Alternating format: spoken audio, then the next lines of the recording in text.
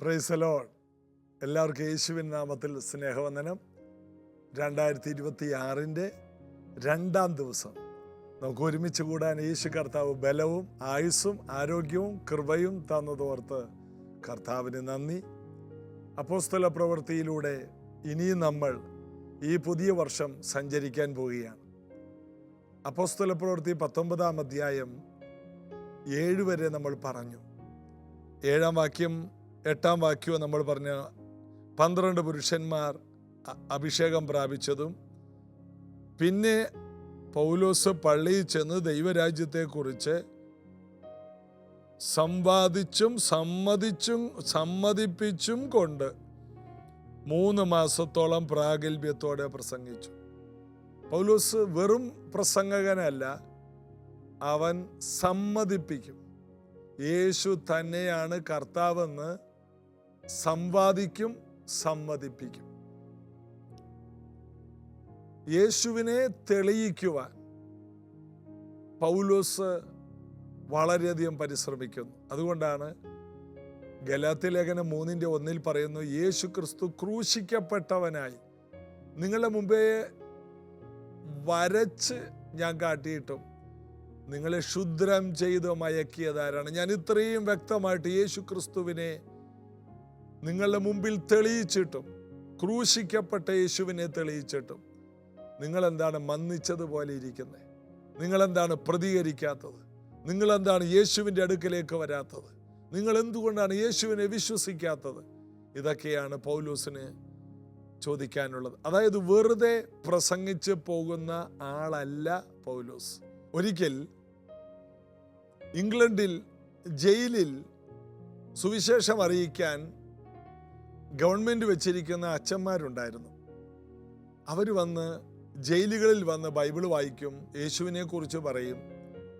എന്നാൽ ഒരു സെല്ലിൽ ഒരച്ഛൻ ചെന്ന് ആ ജയിലിൽ കിടക്കുന്ന ആളുടെ മുമ്പാകെ ബൈബിളിലെ കാര്യങ്ങൾ പറയാൻ തുടങ്ങിയപ്പോൾ ഇരുമ്പഴികളിൽ പിടിച്ചു നിന്നുകൊണ്ട് ആ അടുത്ത ദിവസം മരണത്തിന് വിധിക്കപ്പെട്ടയാൾ പറഞ്ഞു, അല്ലയോ അച്ചോ, അച്ഛൻ വിശ്വസിക്കുന്നു എന്ന് പറയുന്ന ഈ സത്യങ്ങൾ ഞാൻ വിശ്വസിച്ചിരുന്നെങ്കിൽ ഇംഗ്ലണ്ടിൻ്റെ ഒരറ്റം മുതൽ മറ്റേ അറ്റം വരെ കുപ്പിച്ചില്ലുകൾ നിരത്തിയിട്ടിരിക്കുന്നെങ്കിൽ പോലും മുട്ടിന്മേൽ ഇഴഞ്ഞുകൊണ്ടാണെങ്കിലും ഞാൻ ഈ സത്യം ഈ ഇംഗ്ലണ്ടിലുള്ള ജനങ്ങളോട് കണ്ണുനീരോടെ വിളിച്ചു പറയുമായിരുന്നു. അതായത് ഇത്രയും ഗൗരവമായ സുവിശേഷം വളരെ വില കുറച്ച് പറഞ്ഞ ഈ അച്ഛനോടാണ് അടുത്ത ദിവസം മരിക്കാൻ വിധിക്കപ്പെട്ടയാൾ പറഞ്ഞ വാക്കാണ്. അതായത് സുവിശേഷം അത് ഉഴപ്പി പറയേണ്ട ഒന്നല്ല, സുവിശേഷം തമാശ പോലെ പറയേണ്ട ഒന്നല്ല. സുവിശേഷം വളരെ ഗൗരവമായി മറ്റുള്ളവർ വിശ്വസിക്കത്തക്ക രീതിയിൽ വില മുടക്കി ആത്മാർത്ഥതയിൽ നിന്ന് പറയേണ്ട ഒന്നാണ്. സമ്മതിപ്പിച്ചും കൊണ്ട് പൗലോസ് കണ്ണുനീരോടെ അറിയിക്കുന്ന സുവിശേഷം. ഇതൊരാൾ രക്ഷിക്കപ്പെട്ടാൽ, ഇത് കേട്ട് ഒരാൾ യേശുവിലേക്ക് വന്നാൽ ആ വ്യക്തിയുടെ ജീവിതം എത്ര ധന്യമാകും. അത്ര ഗൗരവമായ ഒന്നാണ് സുവിശേഷം. പൗലോസ് അതുപോലെ വളരെ വില മുടക്കി അത് പറഞ്ഞു. നമ്മുടെ മലയാളക്കരയിൽ സുവിശേഷത്തിൻ്റെ വിലയെ കുറച്ചുകൂടി ഗൗരവമായിട്ട് എടുക്കുവാൻ നമുക്ക് പ്രാർത്ഥിക്കാം. ഇതൊരു പ്രോഗ്രാമായി പോയി, ഇതൊരു പാരമ്പര്യമായി പോയി, ഇതൊരു മതപരമായ ചടങ്ങായി കൺവെൻഷനുകളും മറ്റിതര പ്രോഗ്രാമുകളും ഓരോ സംഘടനകൾ നടത്തുമ്പോൾ ആരും രക്ഷിക്കപ്പെടാനൊന്നുമല്ല, എല്ലാവരും ഒരുമിച്ച് കൂടി ഒരു പ്രോഗ്രാം മാത്രമായി പോകുന്ന ഈ പ്രവണതയിൽ നിന്ന് മലയാളക്കര രക്ഷപ്പെടണം. കണ്ണുനീരോടെ അറിയിക്കേണ്ടത്, ഒരു വീടിന് തീ പിടിക്കുമ്പോൾ ആ വീട്ടിൽ ചെന്നുകൊണ്ട് ചേട്ടാ എന്തൊക്കെയുണ്ട് വിശേഷം, കതകിന് തട്ടിയിട്ട് ചുമ്മാ വന്നേ ഉള്ളു, ഞങ്ങൾക്കൊരു കാര്യം പറയാനുണ്ടായിരുന്നു. പിന്നെ നിങ്ങളുടെ വീടിൻ്റെ അടുക്കള വശത്തെ തീ പിടിച്ച് ഒരു റൂമിൻ്റെ ഏരിയ മുഴുവൻ കത്തി തീർന്നെന്നാ തോന്നുന്നത്. അത് ഒരു അരമണിക്കൂറിനുള്ളിൽ നിങ്ങളുടെ വീട് മുഴുവൻ കത്തിത്തീരും. പറഞ്ഞെന്നേ ഉള്ളു. പിന്നെ ഞങ്ങൾ അയൽവാസികളായതുകൊണ്ട് പറഞ്ഞു, ഓക്കെ, വേണമെങ്കിൽ നിങ്ങൾക്ക് എടുക്കാം. ഇങ്ങനെ പറയാനുള്ളതാണോ? ഒരു വീടിന് തീ പിടിച്ചു. നമ്മൾ അവിടെ ചെന്ന് ആ വീട്ടിന് നേരെ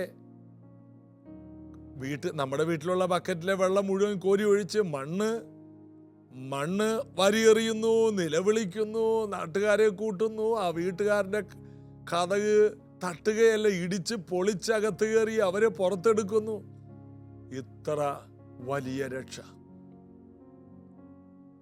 വെള്ളത്തിൽ മുങ്ങിത്താഴുന്ന ഒരുത്തന് മൂന്നാമത്തെ ചാൻസിൽ പൊങ്ങി വരുമ്പോൾ അവനെ രക്ഷിക്കാൻ പറ്റിയില്ലെങ്കിൽ പിന്നെ അവൻ പൊങ്ങുമെന്ന് വെച്ച് കാത്തിരുന്നിട്ട് കാര്യമില്ലല്ലേ?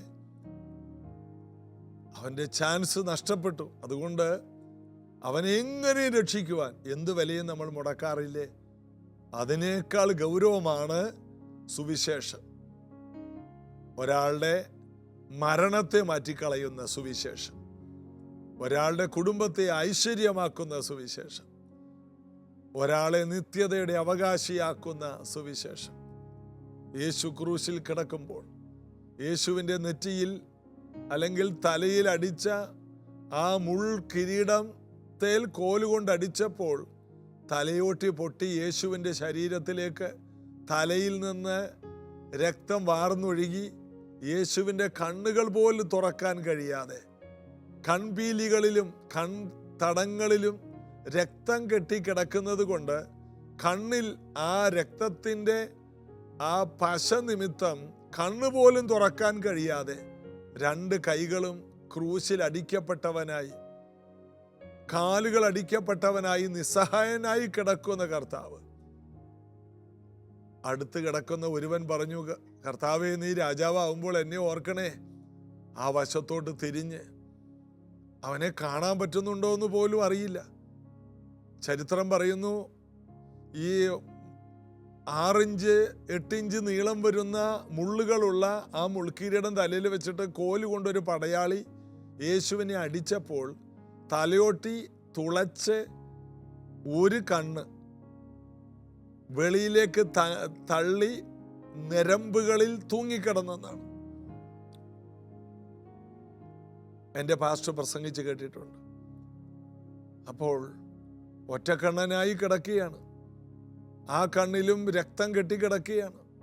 കാണാൻ കഴിയുന്നത് അല്പമേ ഉള്ളൂ.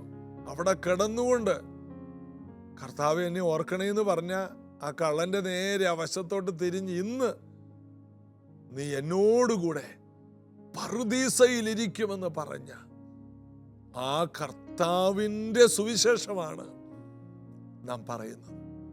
അതിൻ്റെ ഗൗരവം ആ കണ്ണുനീരോടെ, ആ വേദനയോടെ, ആത്മാർത്ഥതയോടെ, വളരെ വിശ്വാസത്തോടെ, വളരെ പരമാർത്ഥതയിൽ നിന്ന് പറയാൻ എന്നെ കേൾക്കുന്ന ഓരോ പ്രിയപ്പെട്ടവരും ഇന്ന് ഈ ജീസസ് എവരിഡേ കേൾക്കുമ്പോൾ നിങ്ങളുടെ ഹൃദയം കുറച്ചുകൂടി സുവിശേഷത്തിന് വേണ്ടി ആത്മാർത്ഥതയുള്ളതാക്കി മാറ്റണം. ഇത്ര വലിയ രക്ഷ നമുക്ക് ലഭിച്ച ഇത്ര വലിയ രക്ഷയെ എത്രത്തോളം ആത്മാർത്ഥമായി പറയാമോ? കർത്താവ് എത്ര ആത്മാർത്ഥതയുള്ളവനായിട്ടാണ് ക്രൂശിൽ കിടക്കുന്നത്. ആ കർത്താവ് ഒരുത്തനെ രക്ഷിക്കുന്നത്. അവനോട് പറയണം, ഇന്ന് നീ എൻ്റെ കൂടെ പറുദീസയിലുണ്ടാ. അത്രയും വിലയാണ് യേശു ആ കള്ളന് വേണ്ടി മുടക്കിയത്. ഇതുപോലെ ഈ ഗൗരവമേറിയ സുവിശേഷം അത് സമ്പാദിച്ചും മറ്റുള്ളവരെ സമ്മതിപ്പിച്ചും കൊണ്ട് തന്നെ പറയേണ്ട ഒന്നാണ്. ഈ വാക്യം കഴിഞ്ഞ ദിവസം നമ്മൾ സംസാരിച്ചു. അതെ, ഈ പുതിയ വർഷം വലിയൊരു കൊയ്ത്തിന്റെ വർഷമാണ്. തലപൊക്കി നോക്കിയാൽ നിലമെല്ലാം വിളഞ്ഞു കിടക്കുന്നു. ശമര്യക്കാരി കിണറ്റിന്റെ അരികിൽ വന്നിട്ട് യേശുവുമായി സംസാരിച്ച ശേഷം അവൾ ഓടിപ്പോയത് വെള്ളം കോരാൻ വന്ന പാത്രം അവൾ എടുത്തില്ല. അവളുടെ ദാഹം തീർന്നു.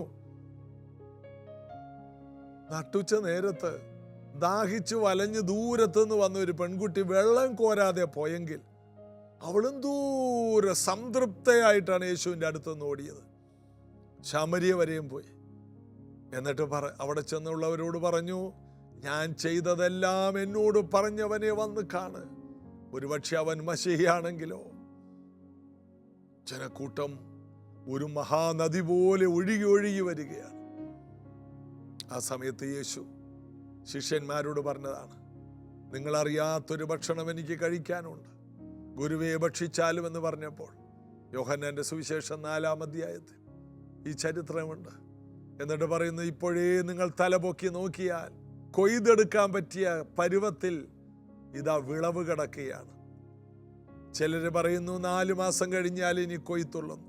തലപൊക്കി നോക്ക്. ചിലരും ഇനി ഇപ്പോഴല്ലെന്ന് പറയുന്നു. തലപൊക്കി നോക്ക്. ഓരോ വീടുകളും കൊയ്തെടുക്കാൻ പറ്റിയ പരുവത്തിൽ വിളഞ്ഞു കിടക്കുകയാണ്. എല്ലാ വീടുകളും, നമ്മുടെ അയൽവാസികൾ, നമ്മുടെ ബന്ധുക്കൾ, നമ്മുടെ കുടുംബാംഗങ്ങൾ, നമ്മെ ചീത്ത വിളിക്കുന്നവർ, നമ്മെ പരിഹസിക്കുന്നവരെല്ലാം വിളഞ്ഞു കിടക്കുകയാണ്. ശൗല് പൗലോസായി മാറാൻ ഒരു അനന്യാസിനെ കർത്താവിന് ഉപയോഗിക്കാൻ കഴിഞ്ഞെങ്കിൽ നമ്മെ ഒരു അനന്യാസിന്റെ സ്ഥാനത്ത് കർത്താവ് ഉപയോഗിച്ച് ഒരു വലിയ കൊയ്ത്തിലേക്ക് നമ്മെ പ്രവേശിപ്പിക്കും. വലിയൊരു കൊയ്ത്ത്. ഈ വർഷം ഇത് കേൾക്കുന്ന പലരും ആത്മാക്കളെ കൊയ്തെടുക്കാൻ പോയി. നിങ്ങളുടെ കുടുംബാംഗങ്ങൾ മുഴുവനും നിങ്ങൾ മുഖാന്തരം യേശുവിലോട്ട് തിരിയും. നിങ്ങളുടെ ബന്ധുക്കൾ, ചാർച്ചക്കാർ. എനിക്കറിയാവുന്ന ഒരു വിലപ്പെട്ട ദൈവവൃത്യനുണ്ട്. അദ്ദേഹത്തിൻ്റെ കുടുംബത്തിലെ 200-ലധികം കുടുംബങ്ങളെ സ്നാനപ്പെടുത്തി. അപ്പൻ, അമ്മ, സഹോദരന്മാരുടെ ഭാര്യമാർ, അവരുടെ മക്കൾ എന്നു വേണ്ട 200-ലധികം പേരെ സ്നാനപ്പെടുത്തി. എത്ര വലിയ പദവിയാണ്! എത്ര ഭയങ്കരമാണ്! കുടുംബം മുഴുവൻ കർത്താവിലോട്ട് തിരിഞ്ഞ് അനുഗ്രഹിക്കപ്പെട്ട കുടുംബം. ഇതിനേക്കാൾ വലിയൊരു ഐശ്വര്യം നമ്മുടെ വീടുകൾക്ക് കൊടുക്കാൻ വേറെ എന്തുണ്ട് പ്രിയപ്പെട്ടവരെ? എല്ലാവരും രക്ഷിക്കപ്പെടണം. എല്ലായിടത്തും എല്ലാവരും മാനസാന്തരപ്പെടണമെന്ന് കർത്താവ് ആഗ്രഹിക്കുന്നു. ഹൃദയവും മനസ്സും തുറന്ന് നമുക്കൊന്ന് പ്രാർത്ഥിക്കാം. ഒരുമിച്ച് എല്ലാവരും കണ്ണുകളെ ഒന്ന് അടച്ച്, യേശുവേ, ഞങ്ങൾ ഒരു മനസ്സോടെ പ്രാർത്ഥിക്കുന്നു, ഒരു ഹൃദയത്തോടെ പ്രാർത്ഥിക്കുന്നു. തകർന്ന് നുറുങ്ങിയിരിക്കുന്ന ജനസമൂഹത്തിൻ്റെ ഇടയിലേക്ക് പരമാർത്ഥതയുടെ സുവിശേഷം വളരെ തീഷ്ണതയോടെ പറയുവാൻ ഞങ്ങളെ സഹായിക്കണമേ. ഈ വർഷത്തിൻ്റെ ആരംഭത്തിൽ തന്നെ ഞങ്ങളുടെ കുടുംബങ്ങളെ നേടുവാനുള്ള പ്രോഗ്രാം ഞങ്ങൾക്ക് തരണേ. പരിശുദ്ധാത്മാവെ പറയേണ്ട വാക്കുകൾ ഞങ്ങൾക്ക് തരണേ. അനുഗ്രഹിക്കുന്നു യേശുവിൻ നാമത്തിൽ പിതാവേ, ആമേൻ. വിശ്വസിക്കാം. കർത്താവിന് വേണ്ടി നമുക്ക് പുറപ്പെടാം. എന്ത് പറയണമെന്ന് മുൻകൂട്ടി വിചാരപ്പെടേണ്ട. പറയാനുള്ളത് ആ നാഴികയിൽ പരിശുദ്ധാത്മാവ് തരും. സംസാരിക്കുന്ന നമ്മളല്ല, നമ്മുടെ പിതാവിൻ്റെ ആത്മാവ് നമ്മിലിരുന്ന് സംസാരിക്കും. അതത്ര വലിയ പദവിയാണ്. എനിക്ക് പകരം പിതാവിൻ്റെ ആത്മാവ് സംസാരിക്കുന്നു. ആ വലിയ പദവി സുവിശേഷീകരണത്തിൽ മാത്രമേ ഉള്ളൂ. ഈ വെളിപ്പാടിൽ ജീവിപ്പാൻ കർത്താവ് കൃപ തരട്ടെ. മുമ്പേ അവൻ്റെ രാജ്യവും നീതി അന്വേഷിച്ചാൽ നമ്മുടെ വീട്ടിലെ കാര്യങ്ങളെല്ലാം അത്ഭുതകരമായിട്ട് കർത്താവ് ചെയ്യും. നിങ്ങളെ കർത്താവ് മാനിക്കും, സൗഖ്യമാക്കും. നിങ്ങളുടെ ഭവനങ്ങൾ അഭിവൃദ്ധിയുടെ ഭവനങ്ങളായി മാറും. കർത്താവ് അനുഗ്രഹിക്കട്ടെ. നാളെ ഇതേ സമയത്ത് ഒരുമിച്ച് കാണാം. God bless you.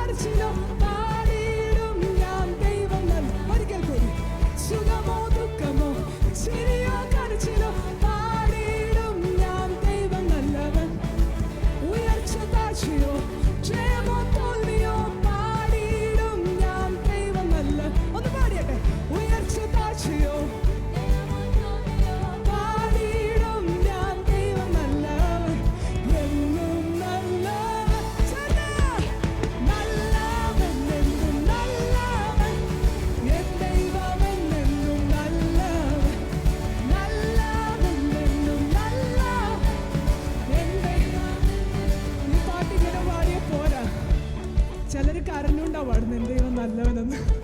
നമുക്ക് കരയുവാണെങ്കിൽ പിശാച് ജയിക്കും. എനിക്ക് ഉൾപ്പെടെ നമുക്ക് പലർക്കും പല വിഷയങ്ങളുണ്ട്. പക്ഷെ അതിനനുസരിച്ച് നമ്മൾ കരയാൻ നിന്നാ പിശാച് ജയിച്ചു. പക്ഷെ പിശാചിനോട് നമുക്ക് ഈ ദിവസങ്ങളിൽ കാണിച്ചു കൊടുക്കണം, നീ എന്തെല്ലാം ഞങ്ങൾക്ക് വേണ്ടി ചെയ്താലും ഞങ്ങൾ സന്തോഷിക്കും, ഞങ്ങൾ ചിരിക്കും. ഞങ്ങൾക്കൊന്ന് പാടാനുണ്ടെങ്കിൽ ദൈവം നല്ലവൻ, ദൈവം നല്ലവൻ, ദൈവം അറിയാതെ ഒന്നും നടക്കുന്നില്ല. ആമേൻ. നൃത്തം ചെയ്ത് അത് നമ്മൾ നൃത്തം ചെയ്യുമ്പോൾ എന്താ ചെയ്യണമെന്നറിയോ? പിശാചിന്റെ തലമണ്ടക്കിട്ട് ചവിട്ടുവാണ്. അപ്പം അങ്ങനെ ആഗ്രഹമുള്ളവർ മാത്രം നൃത്തം ചെയ്താൽ മതി. തയ്യാറാണോ? ഓക്കെ, ചേർന്ന് രാമോ പകലോ, രാമോ പകലോ, സന്ധ്യ ഉഷസ്സോ, പാടിയിടും ഞാൻ ദൈവം. ഒരിക്കൽ കൂടി പാടിയട്ടെ. രാമോ പകലോ, പാടിയിടും ഞാൻ ദൈവം നല്ലവൻ. വെയിലോ മഴയോ കടലോ കരയോ, പാടിയിടും ഞാൻ ദൈവം നല്ലവൻ. വെയിലോ മഴയോ കടലോ കരയോ, പാടിയിടും ഞാൻ ദൈവം നല്ലവൻ. എന്നും നല്ലവൻ. നല്ലവൻ എന്നും നല്ലവൻ, എൻ ദൈവം എന്നും നല്ല. നല്ലവൻ എന്നും നല്ലവൻ, എൻ ദൈവം എന്നും നല്ല. സുഖമോ സുഖമോ ദുഃഖമോ ചിരിയോ കരച്ചിലോ, പാടിയിടും ഞാൻ ദൈവം നല്ലവൻ. സുഖമോ ദുഃഖമോ പാടിയിടും ഞാൻ ദൈവം നല്ലവൻ. ഉയർച്ച താഴ്ചയോ ജയമോ തോൽവിയോ, പാടിയിടും ഞാൻ ദൈവം നല്ലവൻ. ഉയർച്ച താഴ്ചയോ ജയമോ തോൽവിയോ, പാടിയിടും ഞാൻ ദൈവം നല്ലവൻ. എന്നും നല്ലവൻ. നല്ലവൻ എന്നും നല്ലവൻ, എൻ ദൈവം എന്നും നല്ല. നല്ലവൻ എന്നും നല്ലവൻ, എൻ ദൈവം. അടുത്തത് ലാഭമോ നഷ്ടമോ രോഗമാരോഗ്യമോ, പാടിയിടും ഞാൻ ദൈവം നല്ല. പണമോ ലാഭമോ നഷ്ടമോ പാടിയിടും. ഒരിക്കൽ കൂടി ഒന്ന് പാടിയട്ടെ. ലാഭമോ നഷ്ടമോ രോഗമാരോഗ്യമോ, പാടിയിടും ഞാൻ ദൈവം നല്ലവൻ. ലാഭമോ നഷ്ടമോ രോഗമാരോഗ്യമോ, പാടിയിടും ഞാൻ ദൈവം നല്ലവൻ. എന്നും നല്ലവൻ. ചേർന്ന് നല്ലവൻ.